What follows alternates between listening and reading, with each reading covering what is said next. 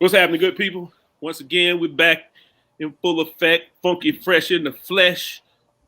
Another Thursday at 5 with the brothers, Walter, Nick, and Martin. Talking this week about the color fetish, Toni Morrison's The Origin of the Others. Last week, we talked about, it slipped my mind. It wasn't romance and slavery. Was that last week? That was week before that. Being or becoming the stranger. Being or yeah. I couldn't remember the title, but we got stuck up on the dealing with truth and how truth impacts you, and how Miss Morrison was talking about the stranger that she met outside of her house and how that impacted her. And then we started talking about, the importance and how the importance of truth. And what we really hung our hats on was what is truth, in a particular space. So this week we're talking. Miss Morrison is talking about the color fetish and how it interacts into different literature of the moment.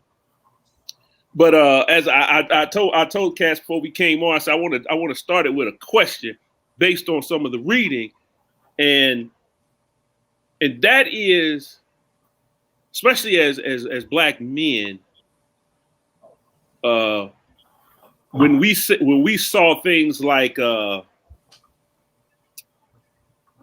Black man beating up the Asian American lady, the Black man who they claim was from the Nation of Islam that ran into the Capitol building and was killed.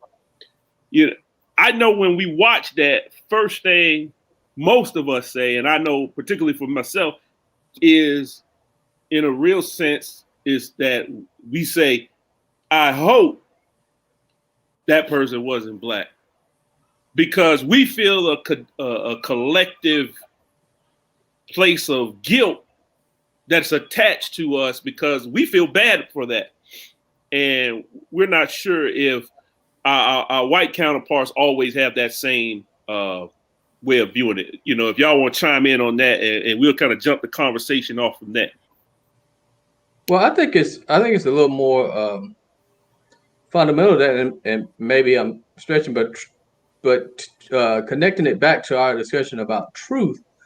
The truth that has been put forth is that is the behavior of people of African descent, that they're violent, that they're savage, that. And so for us, for me in particular, it's the hope of it not being someone of African descent is so that it doesn't match their so-called truth, and it doesn't give them example to say, see, we told you this is how they behave.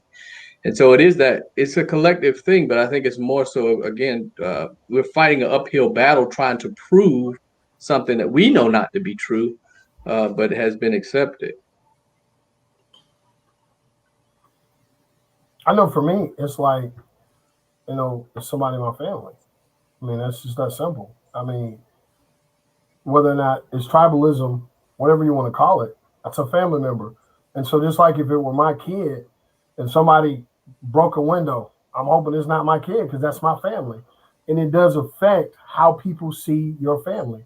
And unfortunately, as an African American, this narrative is so negative in terms of how it's portrayed in the media. Then that's just one more notch on the belt. But it's always the fallacy of corroboration. The way people feel or already see us is already there. This just corroborates what they already believe and feel. So it's not going to change if it wasn't an African American for the most part. The narrative still stays the same. I agree. But because I don't remember, I can't remember if it was in a TV show, on a song or something, but they asked that same question about, you don't feel this, you don't feel the guilt when as a I think it was Queen Sugar, I believe, like you don't feel bad when Donald Trump was saying these things as a white person.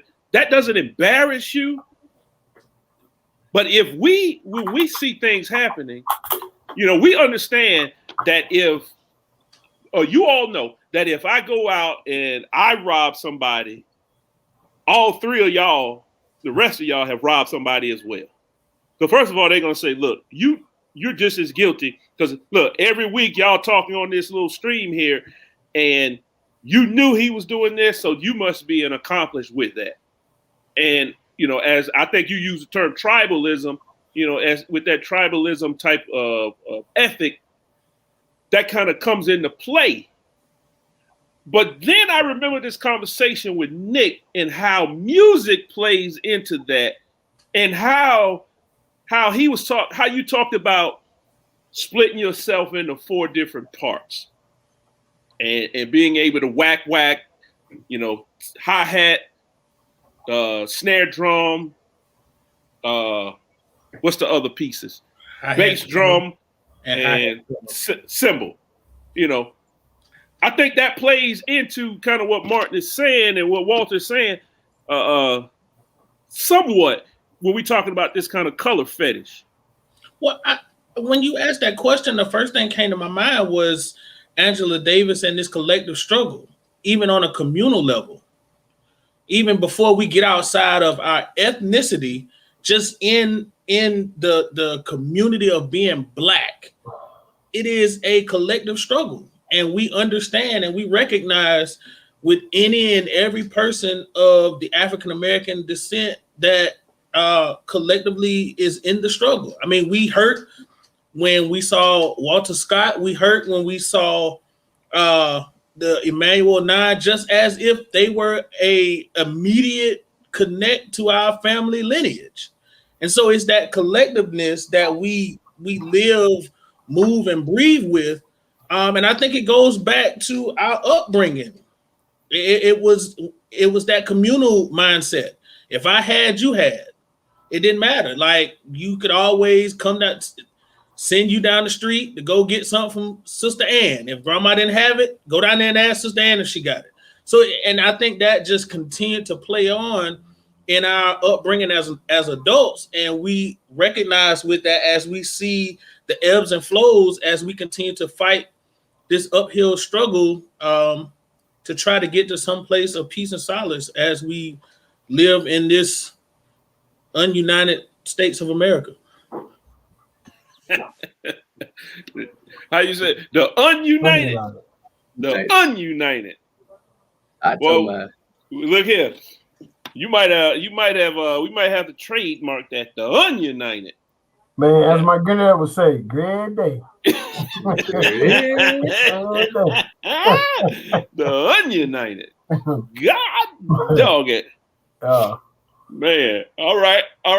Yeah. Okay. So when you read Miss Morrison, exactly how does that play into the everydayness of the color fetish with how we view things? Because let's be clear, I saw the brother. I was like, look, somebody need to whip his tail for doing that nonsense. But you also feel the way that you feel angry that he attacked the older Asian. I think she was a lady, I believe, older Asian lady. You feel just as bad that why did you have to be a Black dude? And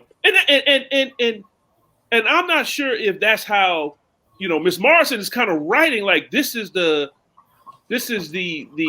impact of this color fetish, because our sympathy and empathy now is placed on kind of this self-preservation, where we should be placing on the fact that you beat up this older Asian lady. Because we're worried, because I know it's like now you've put a stain on all of us. Yeah. And that is a bad way of living every day, if that makes sense. Well, I would say this, the sad reality, we all live with it. But We all have lived in South Carolina, and we understand the rule of the hands of one is the hands of all. And it's every time, and we don't have to be involved. It's just the hands of one affects all of us. It doesn't matter how petty, how simple, how small it might seem. Anything that any of us does affects all of us, and that's just how it has been, and how it seems to continue to be. Well, I think part of it. Here's a travesty of it. So you say, well, it was bad. Period. However, to some, that if it were reversed, that the other person would have deserved it, right? It would have been like, well, maybe that person was just tired of being tired. So, like the guy that decides he wants to go to another state and shoots people dead because he felt that he was defending something. So it's all about the control of the narrative with a certain color, right? Yeah, it's bad, period. And it's almost like it goes back to when I heard Dr. Singleton when he was breaking down how the black skin was demonized in the church and how it's just the black skin that doesn't get grace, that it's always evil. And so we can't look at person for person, right? And I think this is what Sister Morrison is trying to help us to see. It's always person versus black. The black people are not human, so it's a person. You know what I'm saying? It's like black is this stain of evil that this is how it's supposed to act, right? And never the grace part of it. So this is bad. We can't even say, the fact is we have to say Asian and black person. It's a bad thing that somebody did, period. It was evil. But it just seems like the narrative is always solidified toward the dark skin, whether or not it's fair, just, but it's always default evil. If you listen to the George Floyd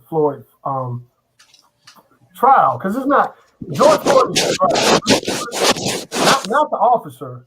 George Floyd, his black skin is on trial. You listen to it for an hour, this thing should have been over after an hour. He shouldn't have the audacity to even have a court. He should have pleaded out. But because of that skin, he got a chance of getting off. So that's the default I think that she's talking about. So it's evil. It's already evil. It's supposed to be, it's subhuman. It's not supposed to be given justice. That's not, no. What you pressure on somebody's neck and we're debating it in court that was handcuffed? Think about that, y'all. Handcuffed, but he puts 92 pounds of pressure on the back of someone's neck. And people are still presenting evidence about this case. Blackness is on trial, not the officer.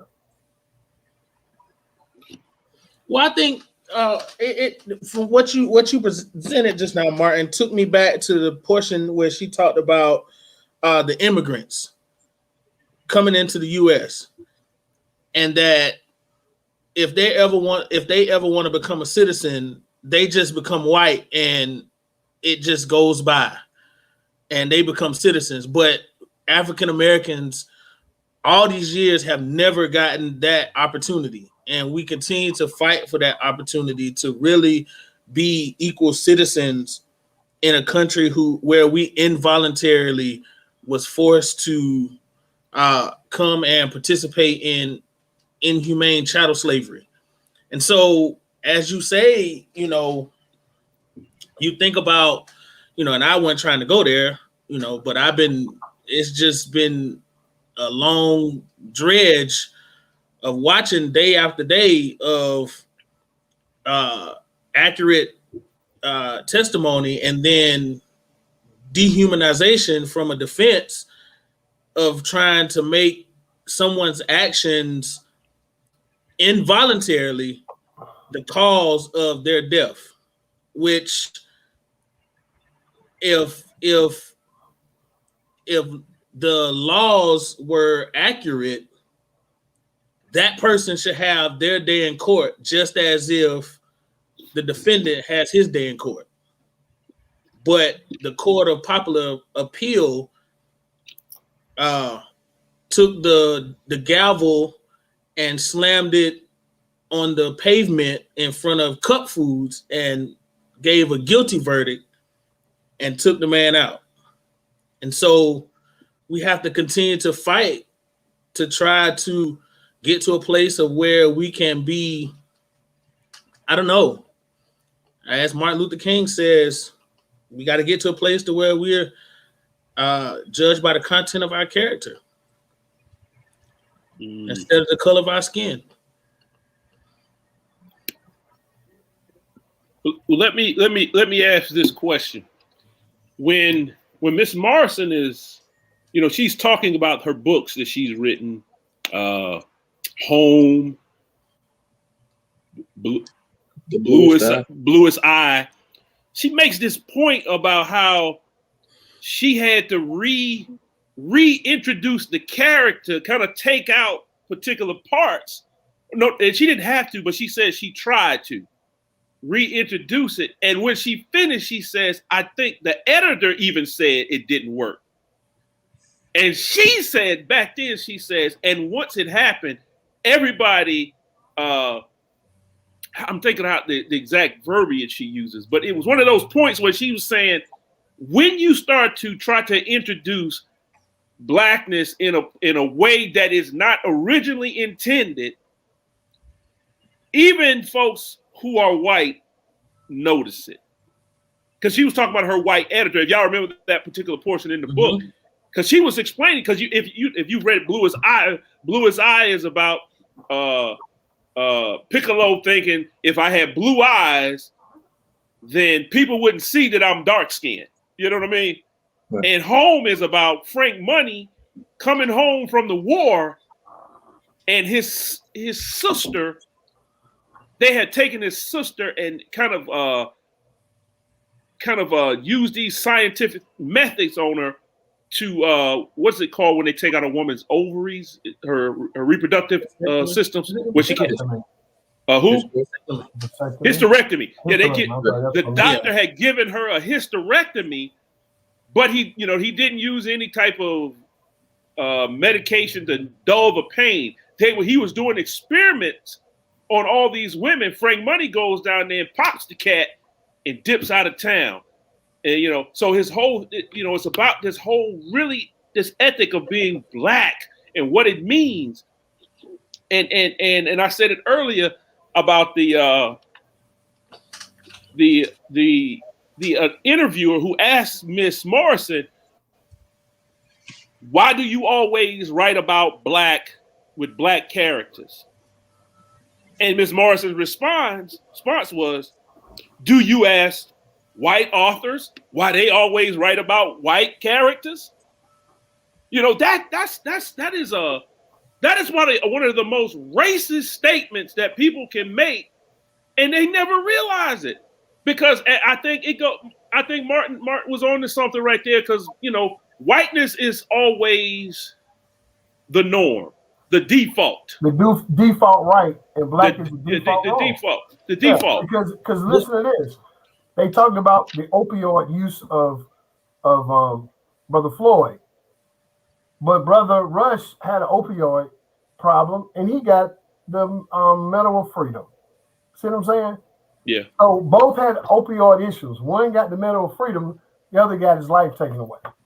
So, I mean, when you can't see that disparity, I don't get it. Like, how can you not see that unless there's something deeply embedded in you that makes that default of black being evil, that allows you to not see how egregious that racist motif is in America when you see that and not have a problem with it. Well, hold up, Nick. Hold up 1 second. Let me. Tony, thank you once again for saying good evening. I don't know if you do that. If you do that one more time, I'm going to turn your picture off. Get rid of him. Get him out of here. So Tony said good evening and so true. Oh, I didn't put that one up. So true. But Nick, before we move on, because you notice, let's be clear who Miss Morrison is talking about when she's critiquing these characters. William Faulkner. Almost that's like critiquing Tom Brady. You know what I mean? You know, it's like, you know, Tom Brady can do no wrong. Tom Brady and Bill Belichick are Trump supporters, but black folk love that joker. Now, does that take away anything from his skill set? No. Does it take away anything from William Faulkner's ability to write? He's still one of the greatest writers. We can't front on that. But Ms. Morrison is asking the question, what was the need for you to say nigga when his name was right there? Mm-hmm. And that's just like Nick said this one time, and let me get this in. Diana says, "What's up, friends? What's up, Diana?" All the way from, I believe, you're still in Canada. I'm working on that Canadian national anthem, Diana. I'm gonna sing it one day when you come on here. Oh, I know it. All I know is "Oh Canada." Oh Canada, our home and native land. Okay, all right. Hey, buddies, we'll have choir practice next week. But all jokes aside, you know, Nick tells the story about. I was going somewhere. Where was I at? Carry on. I'll remember in a second. Well, no, I was going to say to Martin's point, when he says about the colored skin is immediately dehumanized, I remember, and I'm sure Walter and Brian will vividly remember once I made this statement, when we were in class and the statement was made that snow is pure when it falls from the sky. When it touches the ground, it becomes dirty. Oh, stop it. Why, Nick? Why? I mean, who made that? Who made that comment? I shall not say who said that comment, but the comment was made. And I'm sure it stuck with anybody in that class of color. That though and I want to give the benefit of the doubt that the statement might not have been vicious, but it's just that sting and that mindset and that ideology to think that just because something falls out of the sky and is white, and when it touches the ground, it becomes black, it becomes dirty. Like that right there goes to show how much vitriol that racism carries, and how though not, and I try to give people the benefit of the doubt. I don't think it was intentionally a racist comment. Yes, it was. It was an intentionally racist comment. Well, I would say, I don't know if this is the point you get. I don't even think it was said with vitriol. I really don't. And I think that's where that is the whole point. That is, hold on, Brian. That is the color fetish. That is the color fetish. That it is so natural. That color, as Sister Morrison says, color is shorthand. It has been, again, going back to the idea of truth, the truth of what each color means has been so ingrained, so intertwined in our socialization and the way we interact with each other, so that all I have to do is say that this white snow has now become black, and in your mind, you are already envisioning that something that was once pure is now defiled. Something that was once good has now become black. All you got to do is use the colors. You don't even have to say anymore because of the way we've been taught. So, I mean, I understand what you're saying, bro. I do think that I was shaking my head. I do understand what you're saying, that it is racism behind it, period. And so that's what, when Sister Morrison is talking about taking color out of her stories so that now you've got to pay attention. And then you add the color, you add the color. You add these shorthands and this code to it that now you've got to deal with it. I didn't give you that. As an author, I didn't say any of those things. Right. But you've read it into it, and now you've got to deal with it. But go ahead, Mark. Go ahead. When we talk about the color fetish, let's dig deeper in that. And here is something I actually hear my white friends say, man. Like right now, guess what my white friends doing right now? What are they doing? They're at the beach doing what? Getting a what? Tan. Okay. So explain to me. Help me out. So this melatonin or this color fetish only works for photo opportunities, or do you use it when you want to use it? You know what I'm saying? Because I used to always make a joke, like I already got my 10, I don't have to go. And then my wife would say, yeah, she'd look at my legs and say, yeah, you do need to go. But you know what I'm saying? That's a whole other conversation. But it always got me like, so when we say skin color and skin, I mean, we got to dig deeper than that, because it's just not the color. It's something more nefarious. That's the fetish, right? Is that the fetish that Toni? That is the fetish. But see, again, and I hate to keep making the same points, but we think segregation was two ways. It was one way. So again, if I was a white person, I can get a tan and venture into being a darker skinned, but I'm in control of it. It's one way, but there's no way that, and think about it, naturally, there's no way. I mean, there is a way. I think some people have done it. I'm not calling any names, for me to lighten my skin. Yeah. To the degree that I would then be considered white. I mean, and I still can't do anything about you know what I'm saying? It's one way. I can tan, I can get shots, I can add something to my rear, I can do all those things as a white person, but as a black person, it's just who I am. Which says, if you wanted to end racism, you can end it today. Is that correct? Oh, yes. Which is a part of the problem. So we done. That's we not done. a question. Hey, look, we done. It's over. We already solved it. It's not a question of will, I mean, or ability. It's a question of will. Yeah. Well, let me go back to this, something you said, and I don't know if y'all been seeing the debate between Stephen A. Smith and Russell Westbrook. And Stephen A. Smith said, look, he said, look, you averaged a triple-double, 2 years ago for the season. He said, you played with great players. 20 points, 10 rebounds a game is nothing for you. That's the expectation. So that means nothing if you do that now. What we need from you now is championships. Because that's the expectation, because you have set yourself up as an elite person in this particular category. Russell Westbrook took that as a diss and says, look, I'm supporting my family. And Stephen A. Smith had to come back and say, look, I never dissed you as saying you weren't a great person. I'm saying you having another season where you average a triple-double means nothing, because we know you can do that, and we expect you to do that. Your next thing is now, as the superior athlete in the NBA, a superstar, that's the word they use, a superstar in the NBA, is to now win a championship.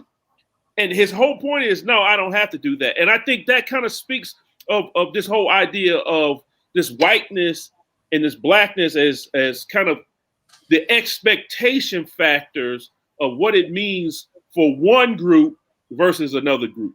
Because you all it was a discussion, it was a point that you made that brought my attention to that. I can't recall the exact point, but I think when we start making those type of comparisons, there's just some things that happens within that. And I think it takes a lot of courage for people who can really step back and see it as a white person and say, no, I don't see it that way. Black people have a point. And I'm just saying it few in between that.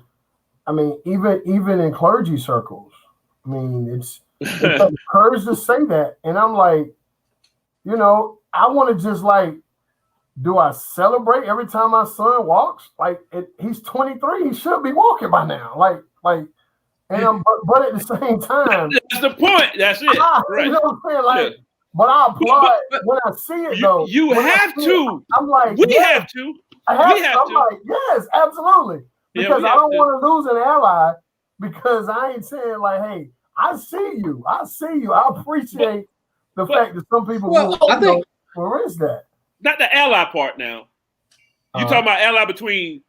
No, I'm saying those white people who speak up against, you know, racism and like who not just speak up against it to just say, yo, this is just stupid. Like, why are we even having this conversation? We need to change this.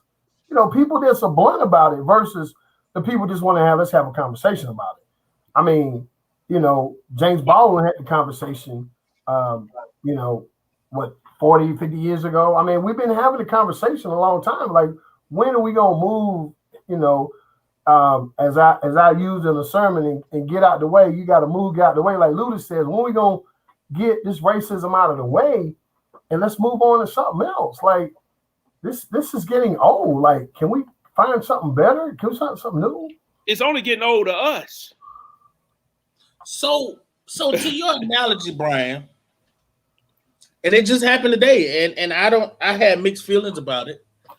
Everybody, well, y'all know I'm an avid golfer. So we know the Masters started today. For the past however many years, the ceremonial starters have all been white. Arnold Palmer, Gary Player, and what about Lee Trevino never started? But this year, they got the idea to add Lee Elder as a ceremonial starter. Which I get it. But then again, I go back to Martin's famous words, transformation or what's the other word? Transaction over transformation. Transactional transformation. Yeah. Which it would have been better to have more black members of Augusta than to have Lee Trevino. That's the difference. Yeah. I mean, I'm sorry, Lee. I mean, we still have country clubs that are all white. And go ahead. Don't get upset because your governor is a part of a club like that. Don't get upset about that. I mean, I'm not. No, but I'm just saying that it's. Like, why would the governor be a part of an all-white? I mean, but think back to this. Think back to this. Why is out of all the writers that Miss Morrison could have gone after, she goes after the big dog? She goes at the William Faulkner. Now, let's be clear. She respects his work. Go home. She respects his work, but there's a reason she goes after him because, you know, there's been oftentimes they've said that, you know, Miss Morrison is not the writer of a William Faulkner. But we know better. It's actually the opposite way around. Like, William Faulkner is not the writer of Toni Morrison. But because first of all, she's black, and more importantly, she's a woman. But we understand what happens when the bully of the school gets beat down by the weakling. Everybody else is like, you know what? I'm done with that.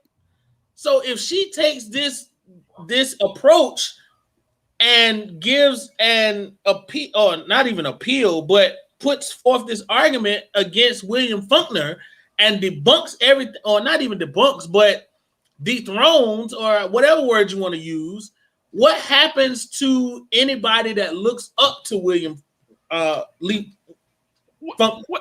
I'm not sure she was trying to debunk him, but she was asking questions of what was the need for you to do this? You know, why do you need to say when his name? You say his name. And notice how it was written. She says William. William. What's his name was William. It started with William. Willie. William Hemingway or something like that, isn't it? William, comma, nigger. Right. What was the need for you to say that? That's almost like because William Faulkner did that a lot in his writing. Wesley. Yeah. Wesley. Yeah. So he's going to make to the you audience because if I'm going to make you comfortable, Wesley, he said. I'm going to make you comfortable, Wesley, he said. I can't even move, the nigger said. So why? Yeah, see, why do you need to do that? Why? He got his name. Wesley. It's almost like, if somebody was handcuffed, you just gonna put your nail in your neck just because. That's what it's like.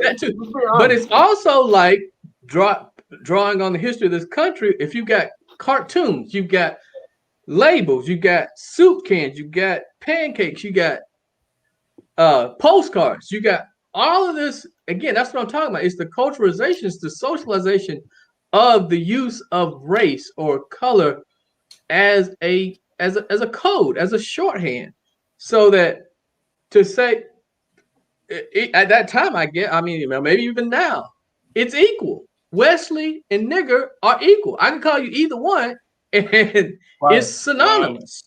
It's a pronoun. It's not. It's not a. It's not a differentiation. It's not a. Why are you asking me that? Because it is the same thing. You know who I'm talking about. I'm talking about Wesley, the nigger. I know a friend of mine who was a retired pastor, and he was at South Carolina State when the man got killed, the Orangeburg massacre, and he started working for a prominent accounting firm in Orangeburg, and he said, as an intern, said he came in, this certain white guy that was everybody knew. And he noticed that there was a black person working in the accounting firm. And he says this, man, it sure is dark in here. It sure is dark in here.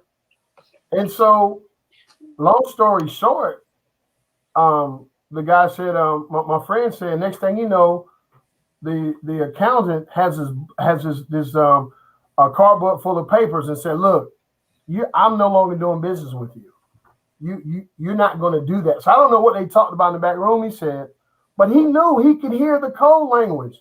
It's getting dark in here. It sure is dark in here. And so imagine, after Orangeburg massacre, so this is in the early 70s, here is this brother who's working as an internship with a prominent CPA firm. And the person says, it's getting dark and it sure is dark in here. What did they have to do with his work or quality of work? Nothing. And so this particular person said, look, I don't want your business anymore, which I applaud that person, that CPA that did that. But then it goes back to that brings me to what's happening with Georgia and, Coca-Cola or Delta and all these other folks now who are saying these things. But why didn't you say these? But see now, listen. But why didn't they say these things before it was passed? They were paying attention. They knew what was happening. They could follow the bill along. And these corporations have the whole legal departments that are watching legislation for other reasons for how it's affecting their business. But I'm sure they were aware of everything that was happening and being said about this bill coming along. But as soon as it becomes a problem, soon as the AME pastor starts leaning on them and getting the AME church moving forward with some kind of protest, all of a sudden the bottom line starts to matter. But you knew from the beginning, and now the governor of Georgia can use these code words. Well, no, we're not being racist. We're trying to protect against voter fraud. Come on, you're not trying to fight against voter fraud. You're trying to fight against voter turnout. And like somebody said that on Facebook. Stop all the black folks. It sure is getting dark at the polls. It sure is getting dark in Atlanta.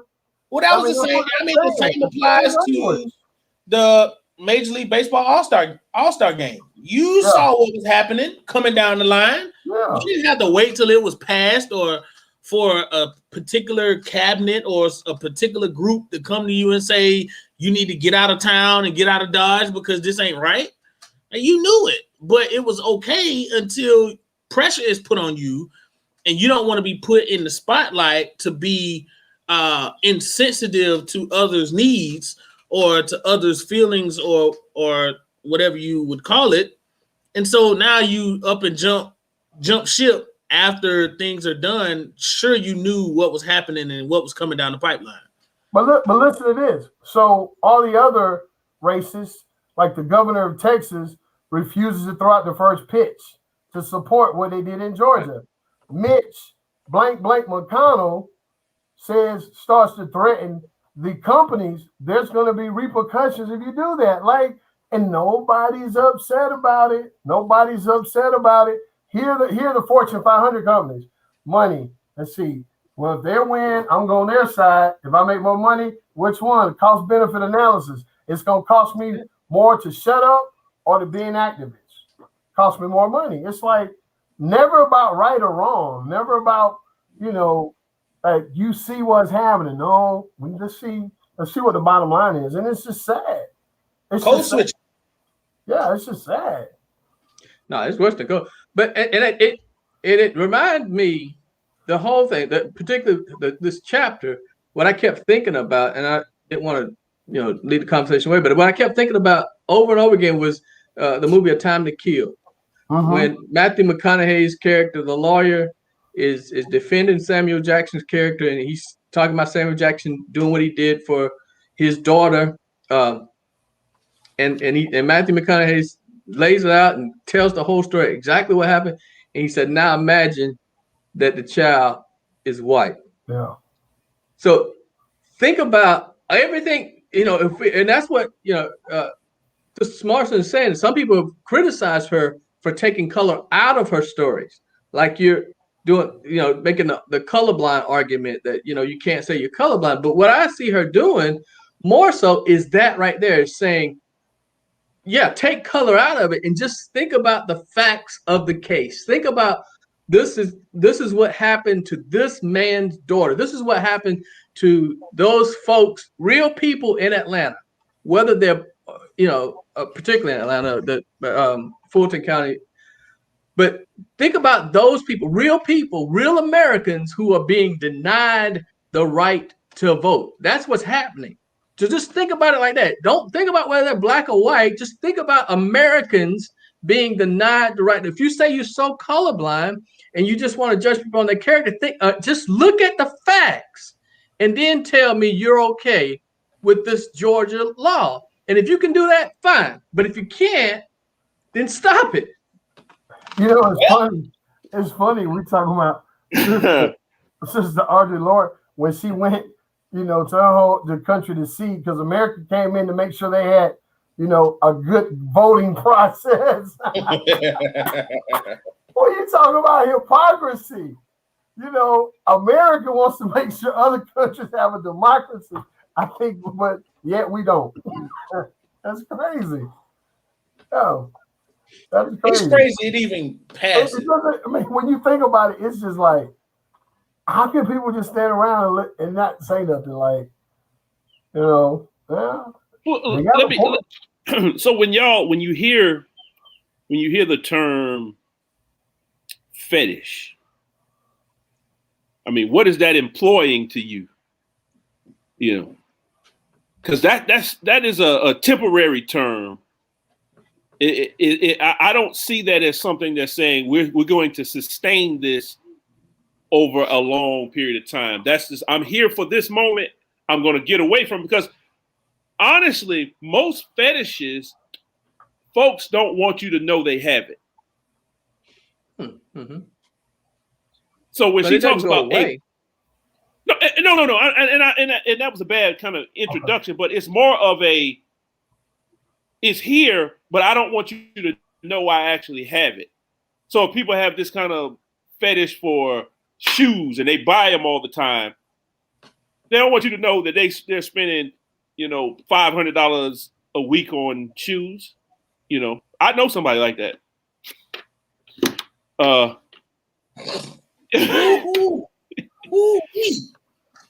It's those type of fetishes. I didn't say no names, but it's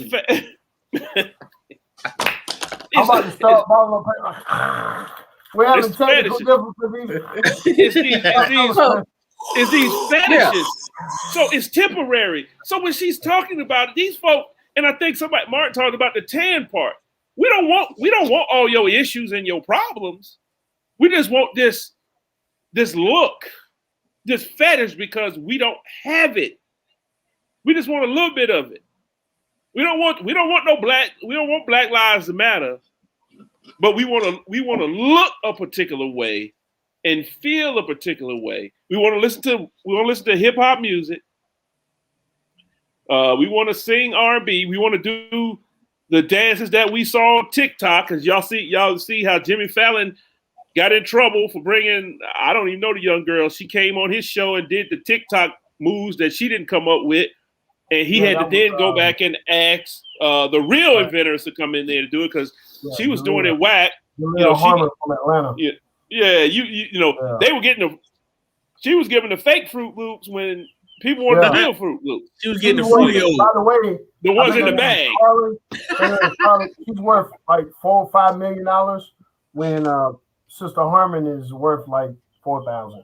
But it was her dance. But you see what I'm saying? And so this fetish, the color fetish, is it a color fetish or the color fetish? The title. I should just say color fetish. It's just the color fetish. So the color fetish. So that means, Ms. Martin, that's why I say A versus the color fetish. She's saying everything that we do in America is connected to a color fetish. Yeah, it is. It is kind of like it's kind of like watching the car wreck or the train crash. We're drawn to it. We want to see it, but we don't want to admit that we're drawn to it. Right. Hold on. Diana said we want to be able to use what we want to gentrify. Yeah. I have to. I always. Go ahead, Nick. You said, Brian. I always have to. We say we all come from different backgrounds, and I see it all the time. When my school goes to White Knoll or Westwood or Ridgeview. Say what school that is. Keenan. Okay. And what about Keenan? What you got to say more, because everybody don't know what Keenan is. Well, it's a predominantly black school. And we do the predominantly black band thing. The rubber band. Well, they do that, and we do this. But at the end of the day, it's music. It's the universal language of music. But the color fetish separates it. It ain't that we can't do the core style. If we wanted to, we could. You said the core style? Core style. Yeah. Straight up. Yeah. It has been divided to be a color fetish. But I know very reputable. I was waiting for her. I was waiting for her to say that because I actually knew we had a conversation when I was seminary that she went to Keenan. She went to school. Yeah, she did go to Keenan. Right. She did go to Keenan. I forgot about that. Right. Class of 1988. Yeah. But it has been divided to think that the core style mindset is a white thing and the traditional marching style is a black thing. But I know very reputable programs that are predominantly black programs that do core style. And so it's this color fetish, and it's so bad that it's certain. We've been to certain games and have not been able to perform, and we have to explain to our kids what is going on. Wow. And I'm a straight shooter. I don't pull punches. It's a race thing. Right. You are African Americans. You are more entertaining. You keep more butts in their seats during halftime, and they don't want you to go on the field because Soon as you finish, there are people who are going to leave and not watch them. But Nick, now you said that, but let's think back to something Walter said I think it was last week or the week before that. And, Diana went to Keenan, graduated in 81, and Toni went to Keenan. She graduated in 88. So we have two W.J. Keenan graduates that are on this particular space. But Walter said something last week about what you just said about we're going to be more entertaining. So what happens to the black folk who don't find that as entertaining? Because he was talking about not all black folk like a particular style of preaching or music. Maybe they like a more moderate tone. So is that what's the word? Kind of monolithic for all black folk who want to see? I wouldn't say it's not an all in one, but it's a predominant thing. Ain't too many. Yeah, I might agree with you now. Me personally, I would say that. But you're right. It's not it's not an everybody thing. Yeah. Right. Everybody don't like salt and vinegar chips either, do they? That's right.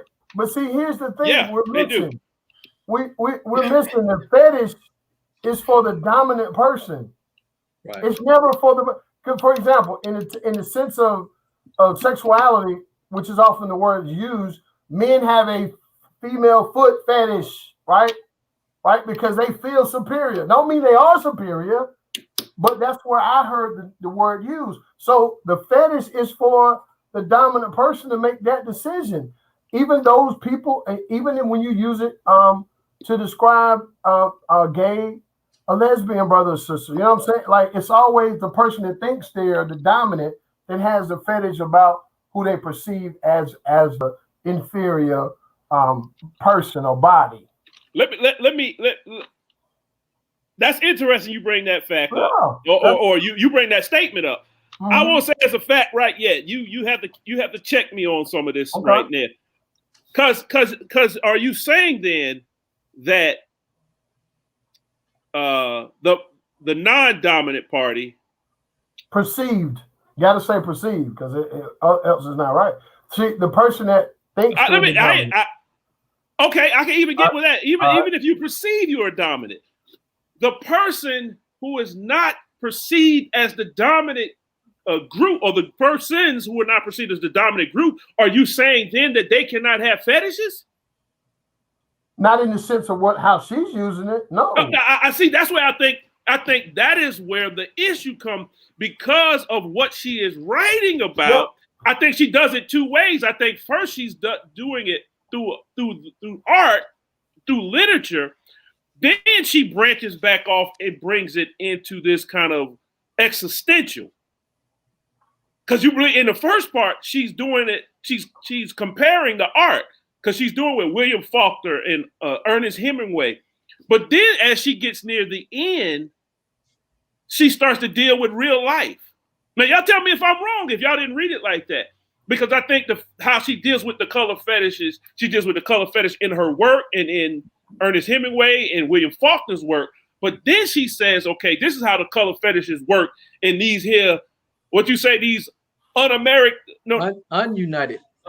These ununited states. Yeah. So, go ahead. Well, I was gonna say, I think it is a question of just in the conversation that you and Brian, you and Martin are having. I think the perceived dominance or not is the question that's creating the disconnect. Okay. Because I agree with Martin that it is a perceived dominance because it's not real, but it has been created to the point that there is a real dominance. There is a real, because it's systematic power structure that has been created that I think Sister Morris is pushing against. And you talk about the end of that chapter. I highlighted this, and it's this last sentence of the next to the last paragraph. It says, she's talking about readers, instead of relating to plot and character development, most readers insist on searching for what I have refused to give them. And she's refused to give them the color fetish. She's refused to play into the dominant, non-dominant thing of, telling, is this a black character, is this a white character, is this Asian? She's refused to give it in that. And what it made me think about was, I said, what I wrote down was, when she's talking about relating to plot, the plot is what is really happening. Going back to this idea of truth. Plot is what is really happening, and character development is true identity. So what she's talking about in real life, people don't want to know what is really happening. People don't want to know the real plot, and people don't want to hear about your true identity. They would much rather, it's much easier, much more comfortable, much more road less travel, easier to travel, to just go along with the fetish than it is to actually get to know a person and deal with what's really happening. Look, hey, read what Sister Diana wrote. Yeah, she put a cherry on top of that. Yeah. It is a fetish if you are in the minority. It is a norm if you're in the power. And then she says they are just eccentric. Right. Yeah. But even with that, but we're categorizing, and maybe this is me just sitting here just being the antagonist, which we're saying, are we saying then that all fetishes, plural, I don't even know how to say it, fetishes. Let's put an eye on it. Sound more exotic. Fetish. I don't even know. Fetish. Are we saying that they're all bad? What you want to hide them? Nobody goes out talking. Well, I shouldn't say that. Some people actually could do. Hey, that person I'm talking about. You gotta stop. That fetish is real, but it's not a bad thing because because when she does it, it's done as a way of cultivating joy. So how is it a bad thing? Ain't like she's stealing from nobody. That person I'm talking about, who will remain nameless at this moment. Well, I'm glad I'm not you. I ain't blowing no kisses. Hey, I think I'm having static. Something's wrong, man. I wasn't on this call. Hey, I'll see y'all later. I cut my camera off. I mean, I do think from my understanding, maybe y'all could check me if I'm wrong. My understanding, fetishes to some extent are something that people don't want other people to know about. Yeah, it's kind of scary. I agree. That's my initial point. But does it always have to be? Are there any good fetishes? When you say that word "have to," I don't know what to do with that. I don't know about have to. Because I'm big on make a decision, take a stance, and let's go at it. And that's why I'm really making that point, because the way Miss Morrison writes is almost, she makes you pick a side. Think about the woman that was sitting on the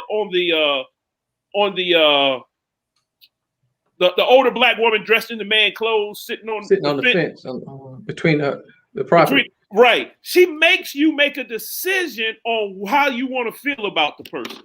Whether you agree is irrelevant. She said make a decision. Well, the color fetish is bad. I can tell you that. Oh, agree. There's no question about it. If you walk around here with a color fetish, and you got to know whether this is a black or white person or if this is an Asian person before you can decide about their character, then that's bad. Bad. Funny story. That's a scary. That's a dangerous line, because as you state, the person that remains nameless, who has the issue with shoes. Hey man, you ain't gonna talk about my wife like that. You fell for that, Dick. You fell right into that one, Dick. Hey, the point gotta be made. But I'm just saying, there's a commercial. Okay, there's a commercial that comes on TV about a guy who has to decide whether to pay his light bill or to get a Powerball ticket that's worth millions of dollars. If a person has a fetish with lottery tickets and their lights get cut off because of that fetish, that's a bad thing.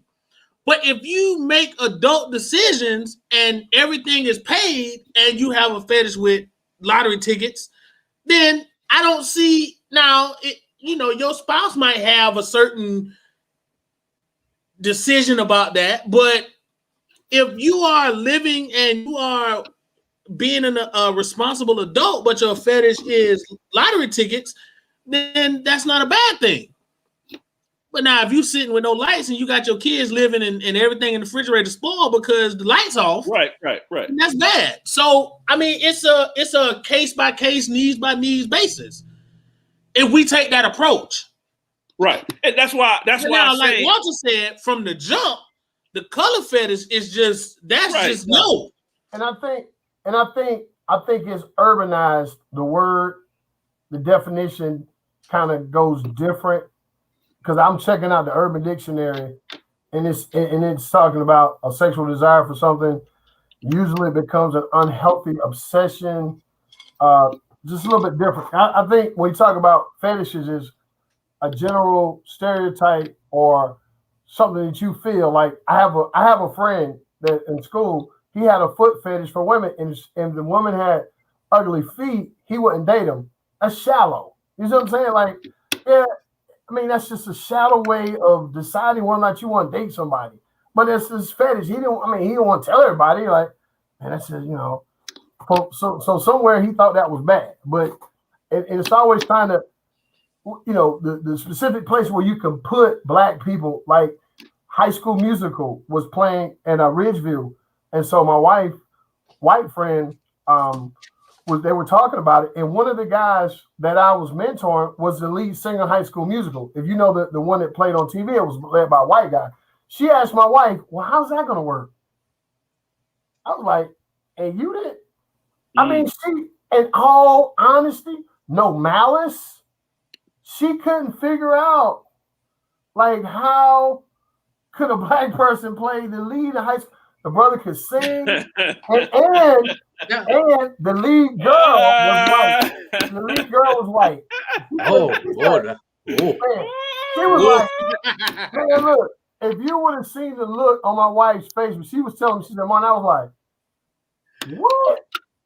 Because this is a fictional character. It's not a historic character. Right. He couldn't figure it out. Like, that's cool. That's like putting dreads on Jesus. How's that gonna work? Well, Santa Claus white. You do know that. Exactly. You can't put dreads on Jesus, but you can make him look like Brad Pitt. Like that. Like, man.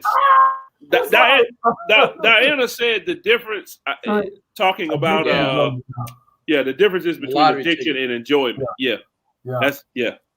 And that's